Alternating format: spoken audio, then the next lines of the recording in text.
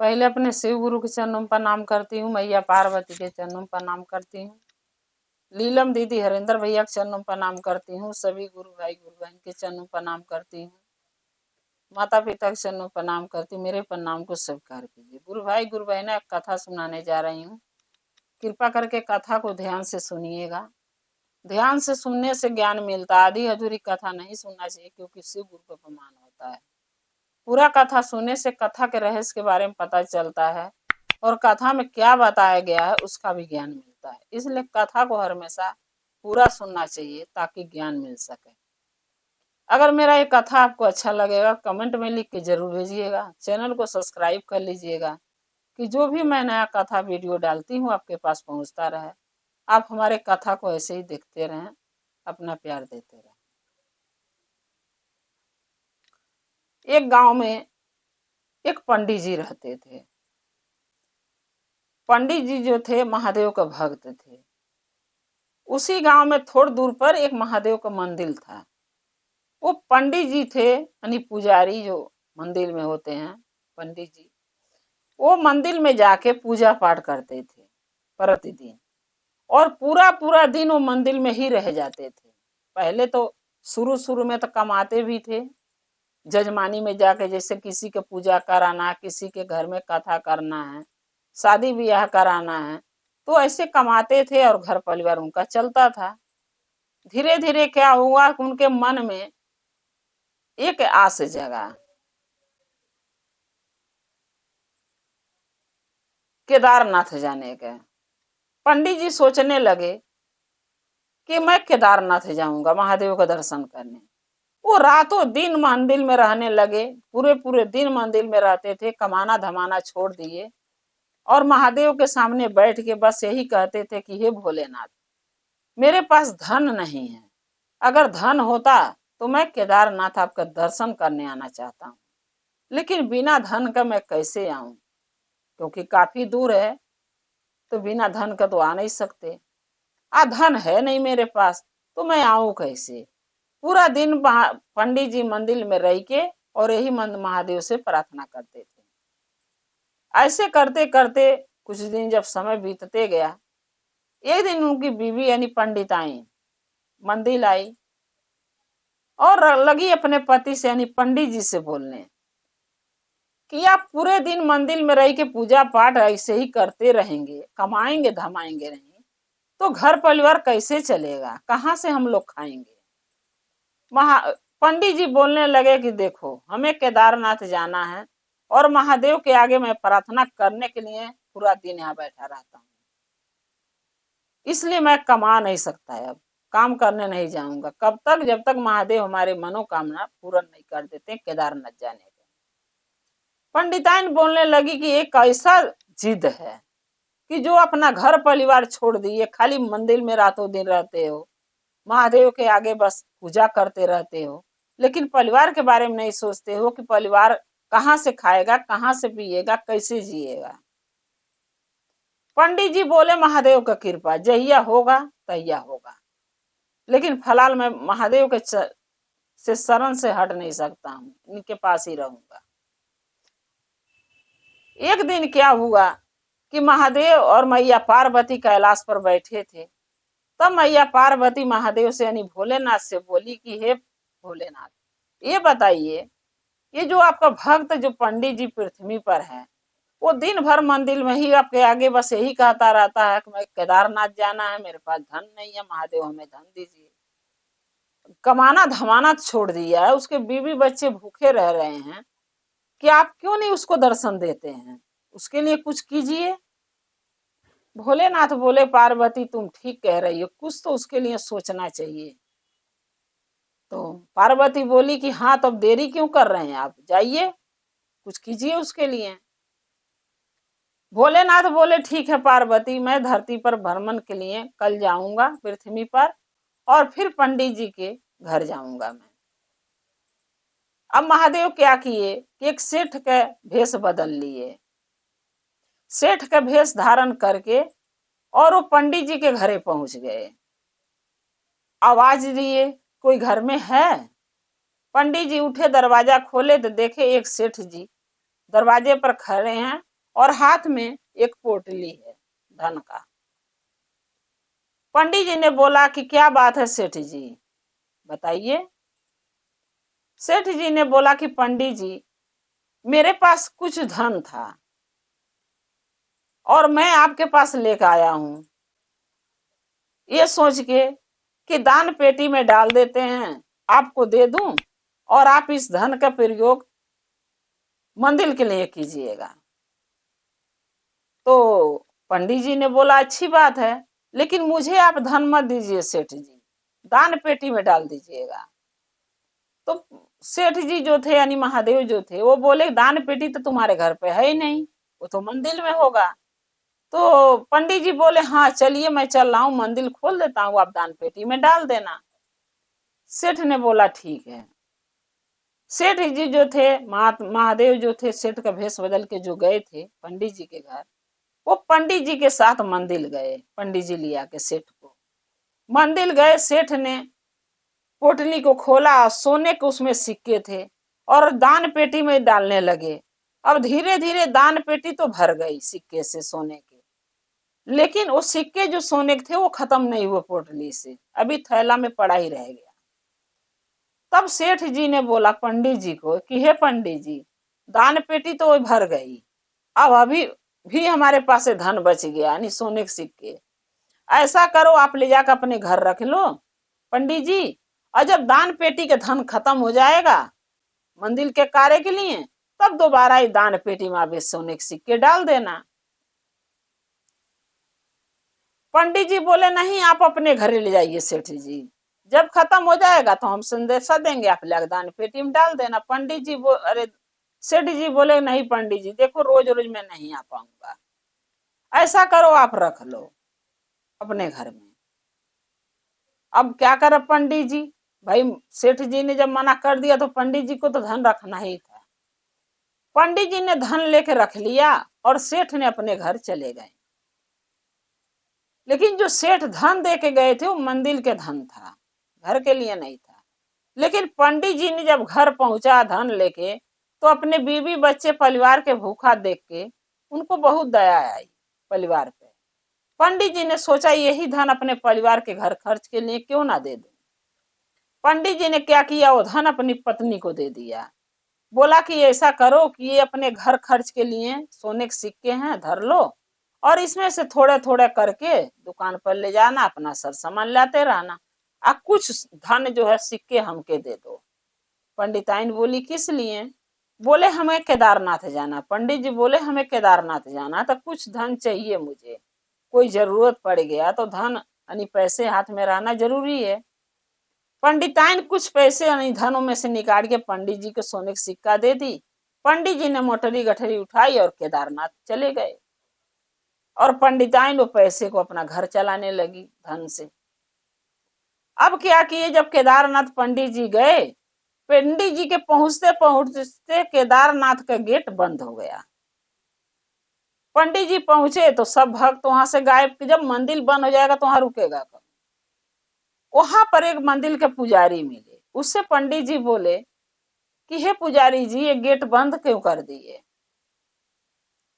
मंदिर का?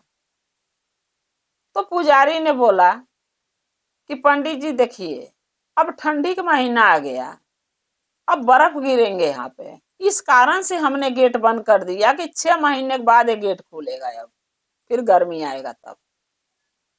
पंडित जी बोले कि हे पुजारी जी, मैं बहुत आस और भरोसा लगा के आया था कि केदारनाथ भोलेनाथ का दर्शन करूंगा मंदिर में आके केदारनाथ में, और ये मंदिर बंद हो गया, 6 महीने के बाद खुलेगा आप कह रहे हैं, तो मैं दर्शन महादेव का कैसे करूंगा? अब मैं बहुत दूर से आया हूँ, यहाँ कभी नहीं हूं, मैं बहुत काफी दूर से आया हूँ। तब पुजारी ने बोला कि ऐसा कीजिए, आपके पास 2 रास्ता, ये तो आप घर लौट जाइए, 6 महीना के बाद आइएगा दर्शन करने महादेव के केदारनाथ में, और नहीं तो आप केदारनाथ ही रुक जाइए, मैं कुछ आपके रहने की व्यवस्था करवा देता हूँ, कुछ काम दिलवा दूंगा कहीं, जो आप कमाते रहना खाते रहना, और 6 महीने के बाद जब केदारनाथ का मंदिर का गेट खुलेगा तो महादेव का दर्शन करके आप अपने घर ही चले जाना। तब पंडित जी बोले, सोचने लगे कि मैं घर जाऊं कि रुकूं। फिर पंडित जी ने सोचते सोचते सोचे कि अगर घर जाता हूं तो घर जाने के लिए पैसे चाहिए, और फिर दोबारा आऊंगा तो उसके लिए भी धन चाहिए। और जो धन देकर अपनी पत्नी को आया था, सेठ ने जो दिया था, पता नहीं उसमें से धन कुछ बचा होगा कि घर खर्च में खत्म हो गया। अगर मैं घर जाता हूं तो आऊंगा फिर कैसे। सेठ ने सोचा यहीं रहना ठीक होगा, क्योंकि यहाँ रहूंगा तो अपना कमाऊंगा भी, कमाते कमाते कुछ पैसे भी इकट्ठा हो जाएंगे और अपना खाऊंगा भी। सेठ ने बोला वो पुजारी से, बोला ठीक है, आप हमें रहने की व्यवस्था करवा दीजिए और कुछ काम दिलवा दीजिए। 6 महीना मैं यहीं रुक के कमाऊंगा, खाऊंगा, रहूंगा, और जब 6 महीना के बाद केदारनाथ मंदिर का जब गेट खुलेगा तो भोले बाबा का दर्शन करके अपने गांव को लौट जाऊंगा। तो पुजारी बोले हाँ ठीक है। पुजारी ने लेके पंडित जी को गए एक सेठ के घर पे।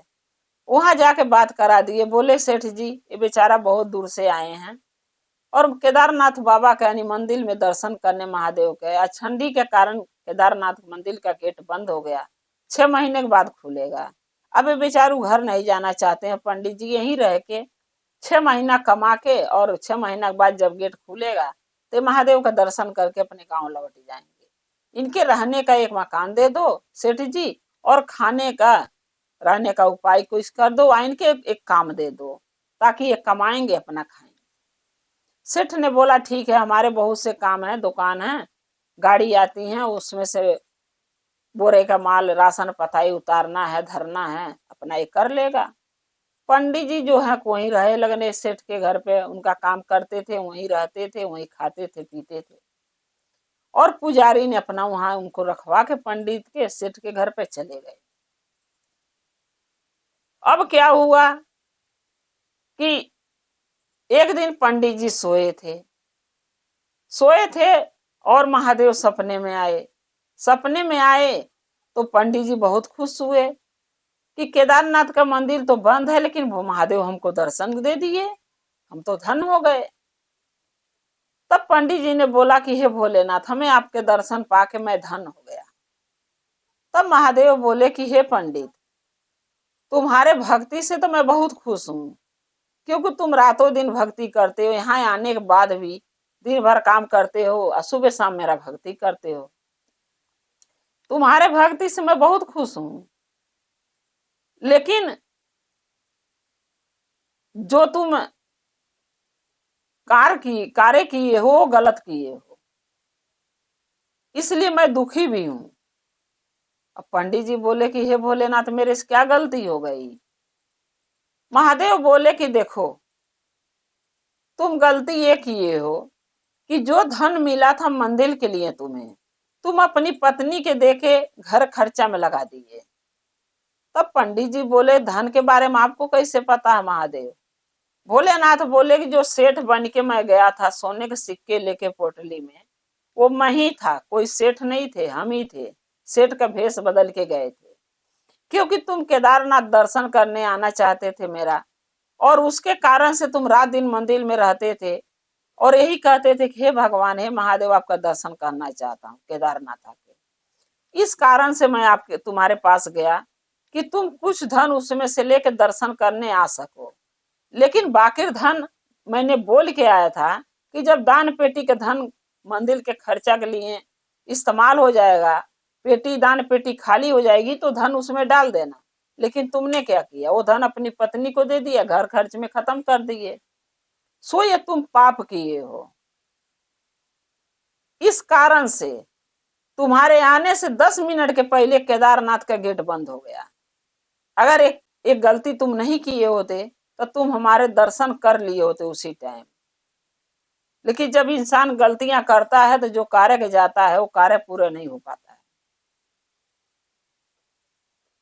तब पंडित जी बोले कि हे भोलेनाथ, अब तो जो हमसे गलती होना था सो हो गया, अनजाने में हुआ, हमें नहीं पता था कि ये क्या करूं क्या ना करूं। लेकिन बीवी बच्चे के खाने बिना भूखा देखा तो मैंने उसको धन दे दिया घर खर्च के लिए। अब तो मैं गलती कर दिया हूं और आपके बिना दर्शन करने मैं जाऊंगा भी नहीं। अब मैं क्या करूं ऐसा जो आप हमें क्षमा कर सकें महादेव। तब भोलेनाथ बोले कि हे पंडित जी, अब तुम एक ही काम करो कि जितना धन तुम घर खर्च के लिए दे के आए हो अपनी पत्नी को, वो तो खर्चा कर चुकी होगी, उतना धन तुम यहाँ रह के केदारनाथ में मेहनत करके सेठ के घर पे कमाओ, कमा के बचाओ। 6 महीने के बाद जब केदारनाथ मंदिर का हमारा गेट खुलेगा, तब तुम हमारे से दर्शन हमारे मंदिर में आके करना। और जब मेरा दर्शन तुम्हें मिल जाएगा, तब तुम जो धन कमा के रखे रहोगे, ये धन ले जाके फिर दान पेटी में डालोगे। जितना अपनी पत्नी के दे के आए हो घर खर्च के, उतना धन तुम्हें कमा के दान पेटी में डालना पड़ेगा, तब तुम्हें क्षमा मिलेगा। पंडित जी बोले ठीक है भोलेनाथ। पंडित जी रात दिन मेहनत करके धन कमाने लगे, खूब धन कमाए। 6 महीना खाए भी वहां, और कमा के जो पैसे बचाए धन, 6 महीना के बाद जब केदारनाथ का गेट खुला तो महादेव का दर्शन किए, उनका पूजा अर्चना किए, उनसे क्षमा मांगे, और जो धन कमा के रखे थे पंडित जी, वो ले जाके अपने गांव में दान पेटी में मंदिर में डाले।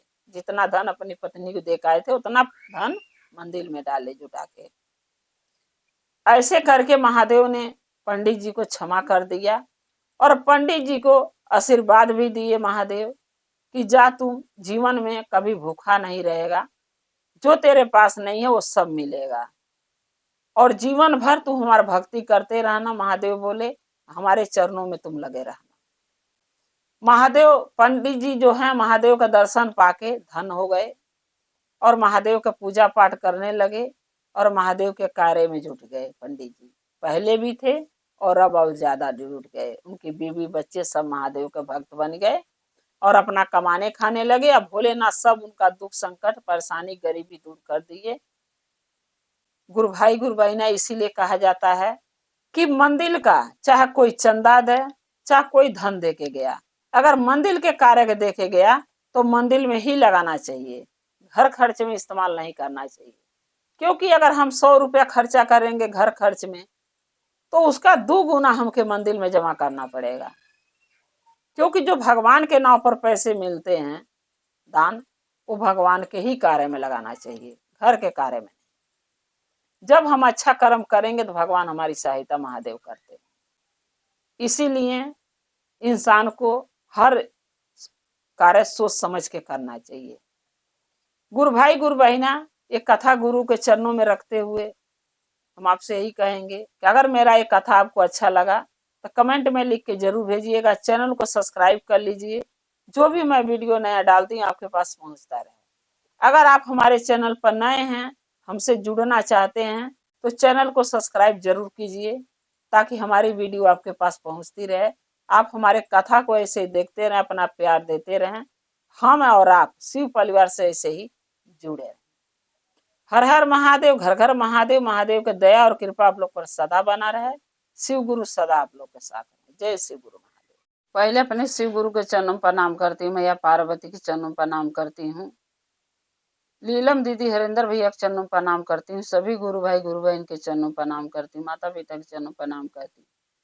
मेरा प्रणाम स्वीकार कीजिए। गुरु भाई गुरु बहना, कथा सुनाने जा रही हूँ, कृपा करके कथा को ध्यान से सुनिएगा। ध्यान से सुनने से ज्ञान मिलता है। आधी अधूरी कथा नहीं सुनना चाहिए, क्योंकि शिव गुरु का अपमान होता है।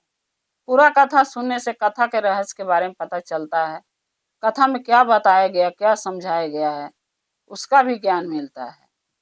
जो इंसान अच्छा पूरा कथा जो व्यक्ति सुन लेता है, उसको अच्छे बुरे की पहचान हो जाती है। इसलिए कथा को हमेशा पूरा सुनना चाहिए। अगर मेरा ये कथा आपको अच्छा लगेगा तो कमेंट में लिख के जरूर भेजिएगा। चैनल को सब्सक्राइब कर लीजिएगा। जो भी मैं नया वीडियो कथा डालती हूँ आपके पास पहुंचता रहे। आप हमारे कथा को अपना प्यार ऐसे ही देते रहें और देखते रहें। गुरु भाई गुरु बहना, एक बात तो अपने जीवन में उतार लेना चाहिए। वो बात यह है कि जितना पाप करने वाला पापी नहीं होता है, जितना बुरा करने वाला बुरा नहीं होता है, उतना बुरा बतियाने वाला बुरा होता है ना। उतना पापी बात उसकी शिकायत उसकी चुगली बतियाने वाला पापी होता है। क्योंकि पाप करने वाला पाप कर लेता है, लेकिन जो उसकी बातें बतियाता है उसके पाप के हकदार वो बतियाने वाला, बोलने वाला हो जाता है। इसलिए कभी भी कोई चीज आप लोग देखिए कि देखने में बुरा है, वो इंसान गलत है, ऐसा काम उसको नहीं करना चाहिए। देखिए मगर चुप चुप रहिए, उसकी बात कहीं नहीं बतियाइए, क्योंकि वो पाप तो कर लिया।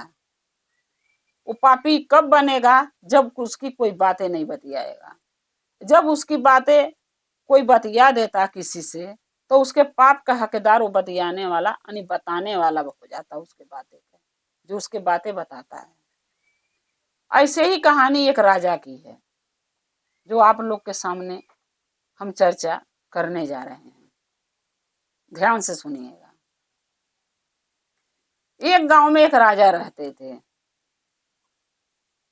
वो राजा जो रहते थे, राजा बहुत धनी थे, बहुत अमीर थे। राजा ही थे तो उनके पास क्या चीज की कमी है? कोई चीज की कमी नहीं थी। लेकिन वो राजा के अंदर अहंकार बहुत था।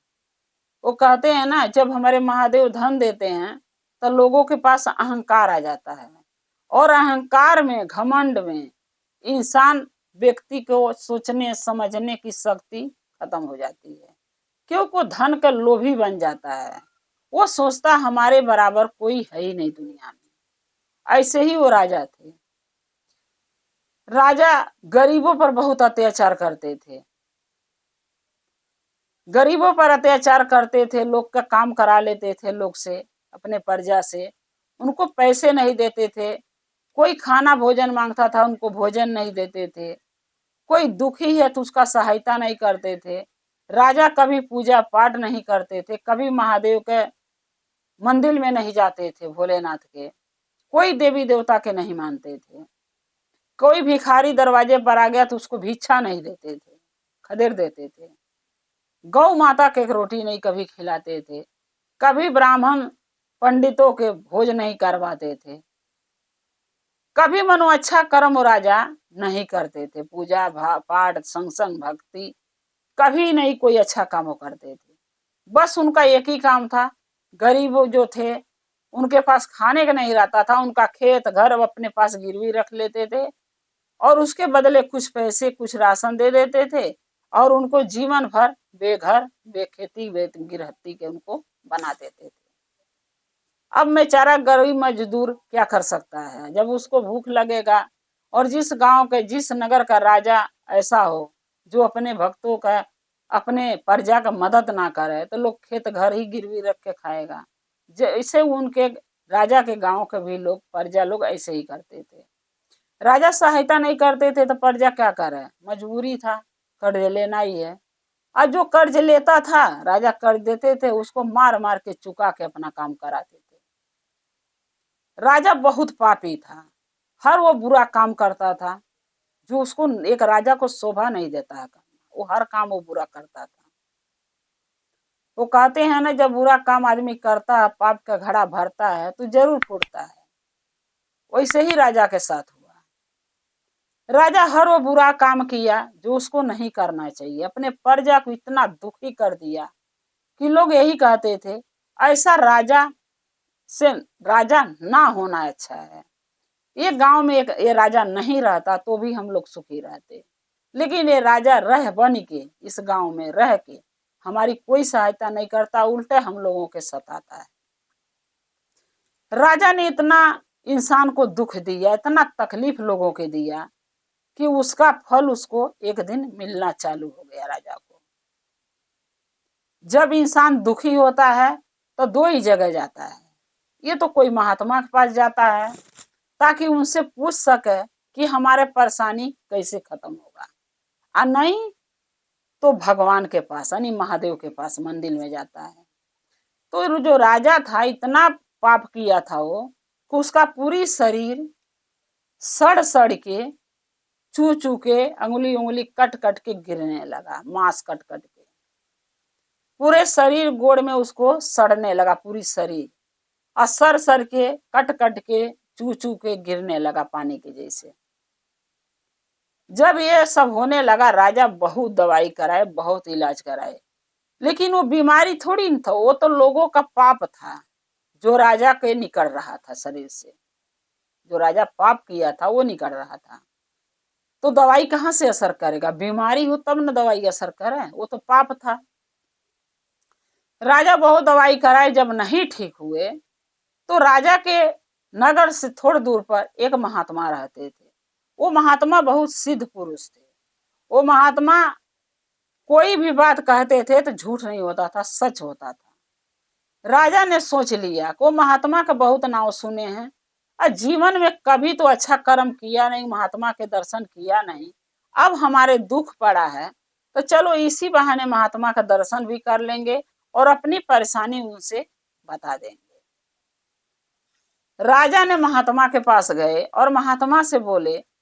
दरवाजे जब महात्मा के राजा पहुंचे तो महात्मा जो है अचंभों में पड़ गए कि एक राजा जो अपना गुलाम सबको समझता था वो हमारे दरवाजे कैसे चल के आ गया। अब महात्मा जी घर से निकले, बोले राजन, अगर आपको कोई काम था, कुछ पूछना था तो आप हमें बुला लेते, आप आने का कष्ट क्यों किए? राजा बोले कि हे महात्मा, और हमें शर्मिंदा मत कीजिए। हम मानता हूँ कि मैं बहुत अपने जीवन में गलतियां किया हूँ, बहुत पाप किया हूँ, बहुत अपने भक्तों पर अन्याय किया हूँ, अत्याचार किया हूँ अपने प्रजा पे। किसी को मैं आदर भाव नहीं दिया, किसी को इंसान नहीं समझा, हम बहुत गलत काम किया हूँ। लेकिन अब हम हो हर अच्छा काम करना चाहता हूँ जिससे मैं अपनी गलतियां सुधार सकूं, अपने पाप कम कर सकूं। महात्मा बोले क्या हो गया आपको?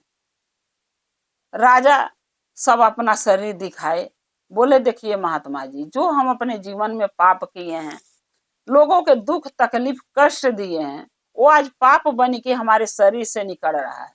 मेरी शरीर देखिए सड़ रहा है और अंगुलियां देखिए चू रहा है सड़ सड़ के सारा। ऐसे अगर ये गल गल के निकलता रहा मेरा शरीर तो एक दिन तो मैं मर जाऊंगा। मैं चाहता हूं कि आप कोई उपाय बताइए जिसके वजह से मेरी ये बीमारी परेशानी दूर हो सके, क्योंकि मैं बहुत दवाई इलाज कराया, कोई फर्क नहीं पड़ा दवाई इलाज से। महात्मा तो समझ गए कि राजा तो इतना पाप कर लिए हैं, इनका पाप का घड़ा गया भर, अब वही फूट फूट के अब निकल रहा है। महात्मा बोले कि इसका एक उपाय है, अगर कर सको तो बताऊं। अब राजा जो थे अपने जीवन से बहुत दुखी थे, सो बोले कोई भी उपाय आप कहेंगे मैं करने को तैयार हूं। महात्मा बोले सोच लो, थोड़ा देखने में उपाय जो मैं बताऊंगा गलत नजर आएगा लोगों के,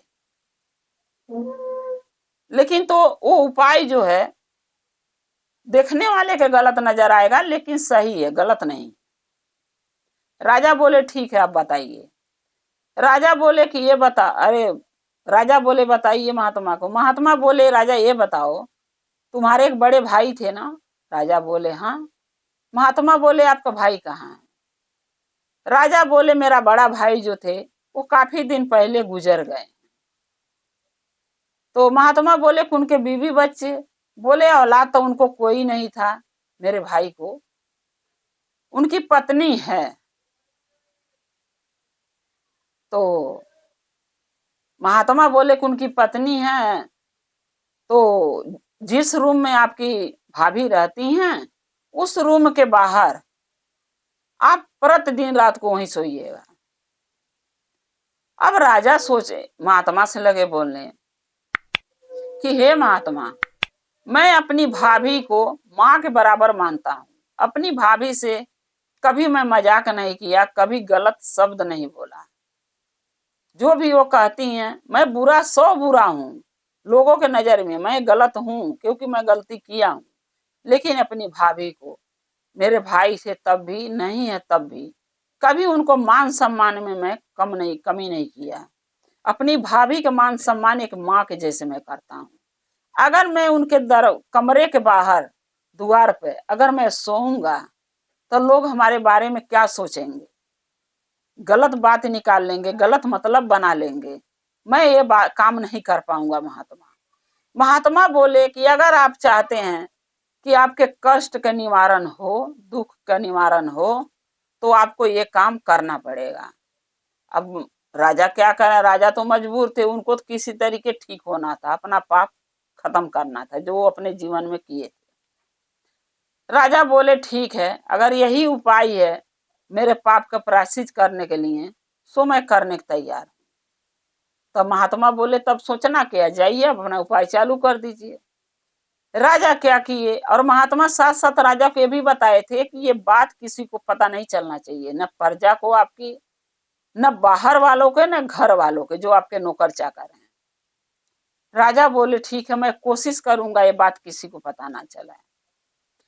यहाँ तक कि राजा को भाभी के भी पता न चला ये बात को। राजा के महात्मा बताए कि तुम्हारे भाभी को भी ये बात पता नहीं चलना चाहिए।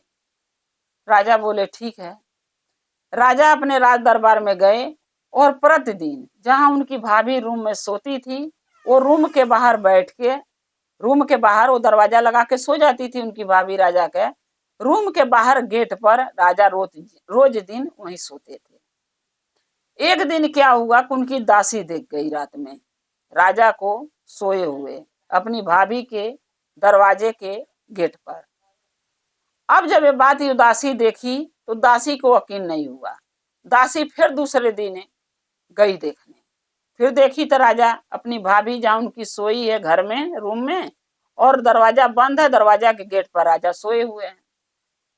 अब वो दासी क्या हुई कि एक दासी दूसरे दासी से बात बोली, दूसरे तीसरे से बोली, तीसरे चौथे से, ऐसे करते करते पूरा राजमहल में नौकर चाकर दासी दास सबको पता चल गया कि राजा के भाई जो मर गए हैं उनके राजा जो है अपनी भाभी उनकी घर में सोती है दरवाजा बंद करके, और दरवाजे के गेट पर राजा रोज सोते हैं।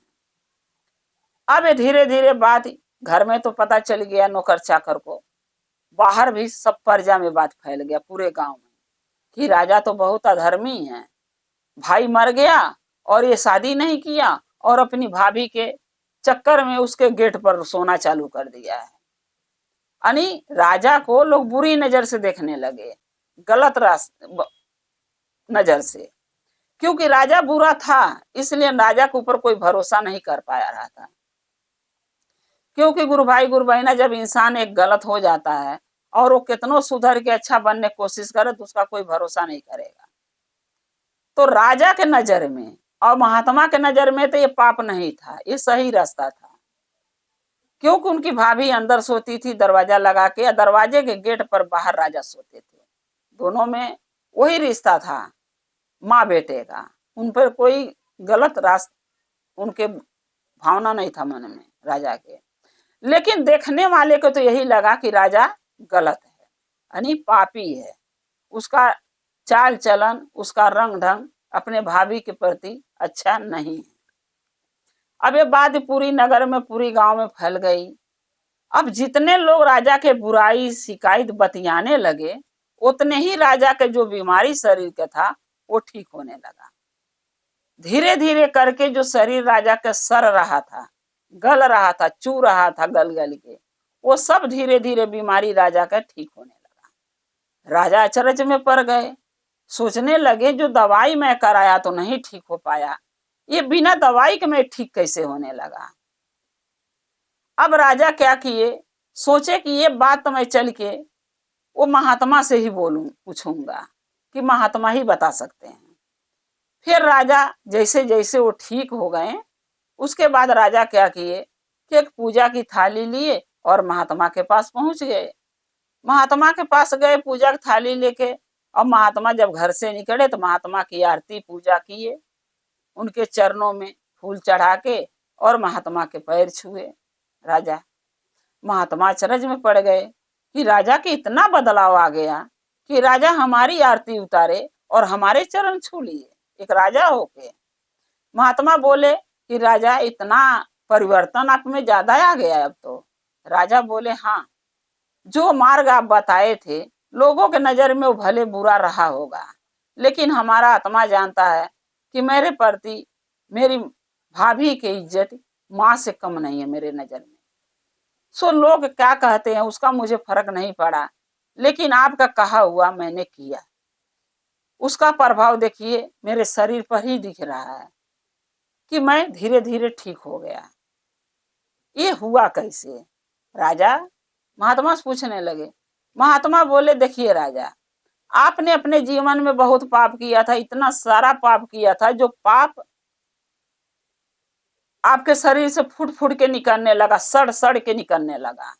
क्योंकि इंसान जब ज्यादा पाप कर लेता है तो शरीर से ही निकलता है, और कहां से निकलेगा। सो आपके भी हो रहा था।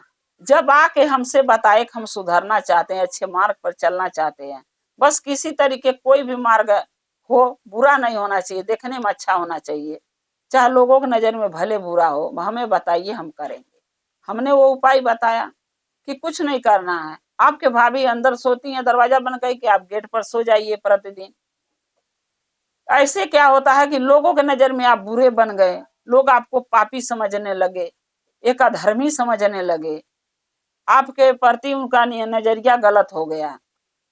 जब लोग आपके बुरा आपके बारे में बतियाने लगे, कहने लगे, प्रजा लोग, गांव वाले लोग, तो जो आप बुराई किए थे, जो आप पाप किए थे, वो सारा पाप वो प्रजा में आपका चला गया।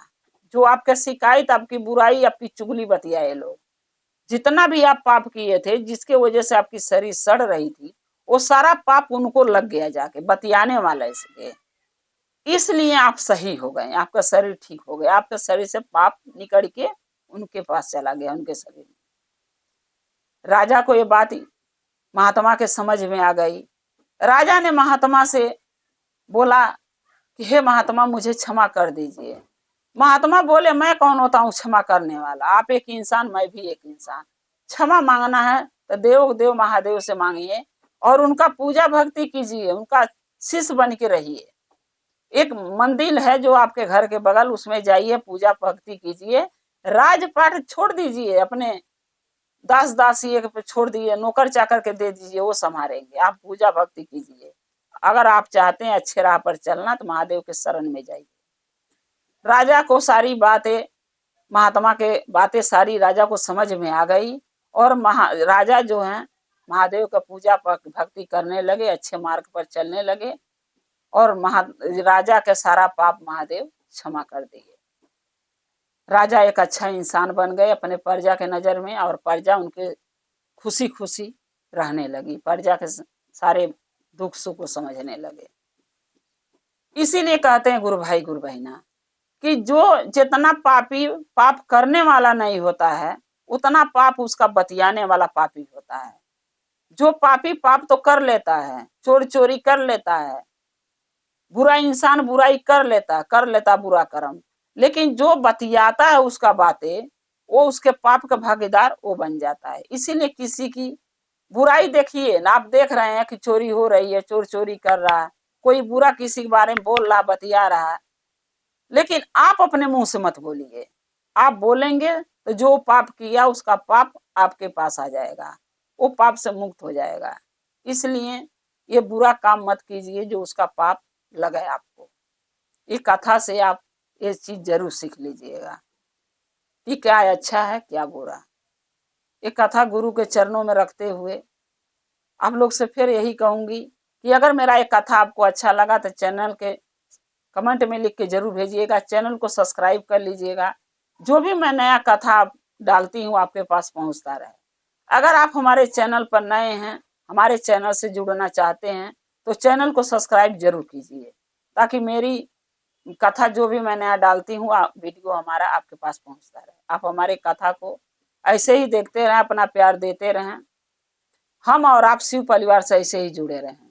हर हर महादेव, घर घर महादेव, महादेव का दया और कृपा आप लोग पर सदा बना रहे। शिव गुरु सदा आप लोग के साथ रहे। जय श्री